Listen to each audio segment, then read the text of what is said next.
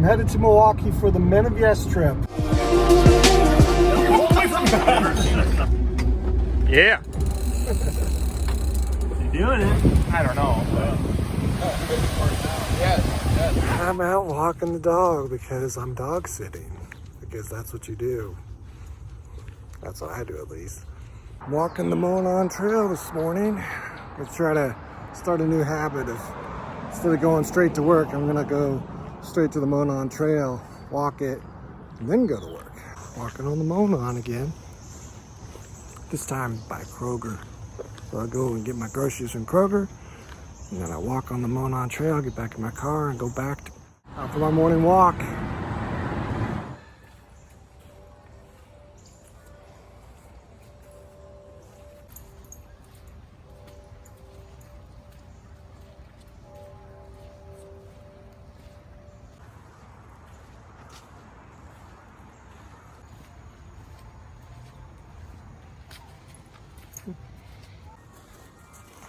There we go.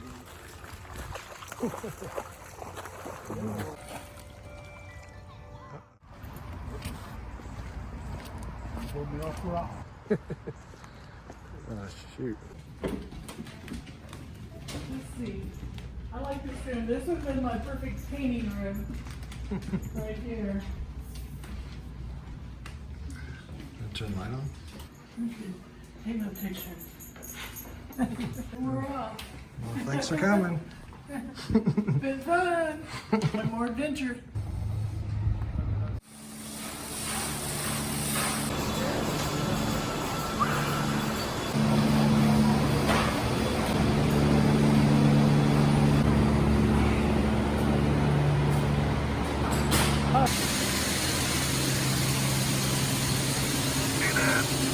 Looking good? So a year ago, I made this video entitled, I'm Not Where I Want to Be. So I set a calendar reminder, and now I'm reviewing it. Oh, I am freaking out. I'm 39 years old. I've always thought of myself as being gonna be this rich guy or rich guy. I mean, there's a freaking Range Rover right there. So I've kind of gotten over my Range Rover fixation after having experienced them a little bit. They're not all that they're cracked up to be a fine automobile. It's just not necessarily something to strive towards. And I actually drive one of my dream vehicles right now. It's a Chevy 4x4, which if anybody would ask me, you know, what would you buy if you had all the money in the world? One of the things I always said was a big Chevy truck. So actually, my wife actually picked it out for me and helped me get it. It was one of the nicest things she ever did for me, so I appreciate you doing that. I don't even have my own office. I'm going to Starbucks to work. So actually I have multiple offices. I have an office at home and I have 2 offices at work, so I'm flush with offices right now.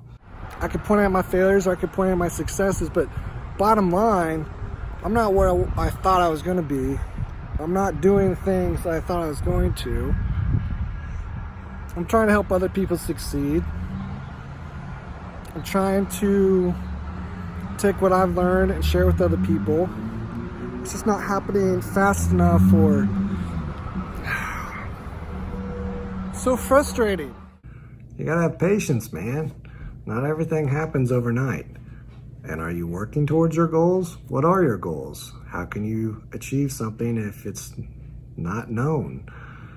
I mean, a map only works if you know where you're going. Yet, when deals do come through, like this deal to create a software company, I just sit back and say, oh yeah, that'd be a good idea, that'd be $1 million idea, but you know, I don't know investors, so I don't do anything. So a couple things on this. I actually quit working at Skinny so that I could build an app called Seektivity, which I might be talking about in the future. But one of the things that has happened regarding big deals is that after I've went back full-time at Skinny, is that I've been exposed to a lot of big deals, like brokering deals, and so I have been learning about how to do big deals. And it could be that because of those big deals, then I learn how to do things like make apps. I know that the big money is in the big deals. I somewhat know how to make small money. I'm relatively an expert on how to make small money.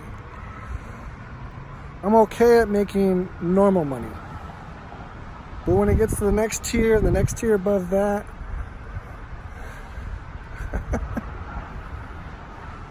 that's where I think I want to be, but that's not what I'm working on. I'm working on the small money. I'm barely working on the normal money. So as you can see here, I have an overfixation on just making more money. It's just, that's all I care about. I just want to make more money, more money, more money. You don't hear me saying I want to be a better person, that I want to have a better family, that I want to have better relationships.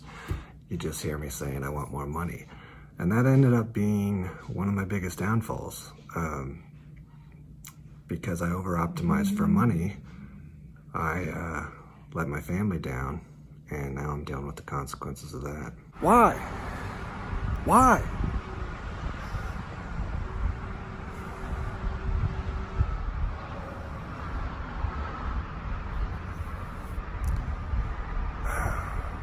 So I could sit here and tell you that I'm full of regret, or I could tell you that I'm taking action to make myself a better person so that I can be a better husband, so that I could be a better father, so I could be a better employee.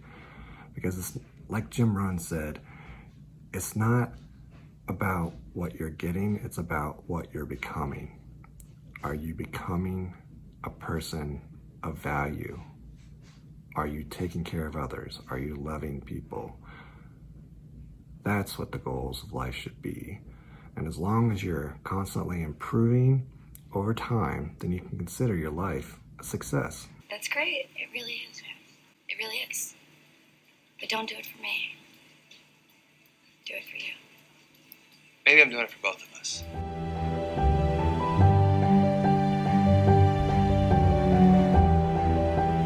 I just wanted to come up here and have this backdrop and just say, you know, sometimes there's just times in your life when you need to just acknowledge that things are good, that things are okay, you're alive, you're gonna be okay. Sometimes things are so good that you start to invent bad things and invent drama and complain when there's really so much more good things going on, and you just need to acknowledge those more. And I just wanted to stop and just recognize this for what it is. I'm standing in the middle of the mountains in Utah, surrounded by lots of beautiful things, with Suzanne on vacation and have money in the bank and 6 children and 2 parents and people who love us and friends. It's just a good time to be alive.